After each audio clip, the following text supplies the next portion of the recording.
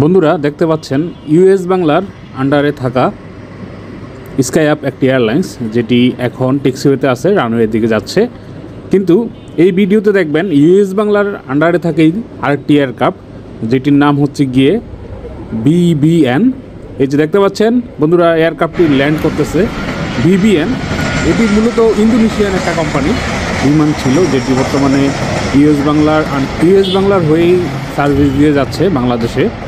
আর এখানে একটা পার্থক্য আছে যে স্কাই আপ যেই এয়ারক্রাফটটি দেখতে পাচ্ছেন স্কাই আপ, এটার হচ্ছে যে পাইলট থেকে শুরু করে বিমানের যে ক্রুরা থাকে সবাই কিন্তু ইউক্রেনের, মানে স্কাই আপ এয়ারলাইন্সটা কিন্তু মূলত ইউক্রেনের সার্ভিস থাকে। আপনারা জানেন ইউক্রেনে যেহেতু যুদ্ধ বিধ্বস্ত, তাই ইউক্রেনের এই এয়ারক্রাফটটি বাংলাদেশের ইউএস বাংলার আন্ডারে হয়ে চলতেছে। যদিও একজন বা দুইজন হয়তো এয়ারক্রাফট বাংলাদেশি থাকে, যেহেতু বাংলাদেশের প্যাসেঞ্জারকে গাইড করার জন্য, বাট বিবিএন কিন্তু টোটালি হচ্ছে গিয়ে ইউএস বাংলাই টোটালি অপারেট করে সব কিছু।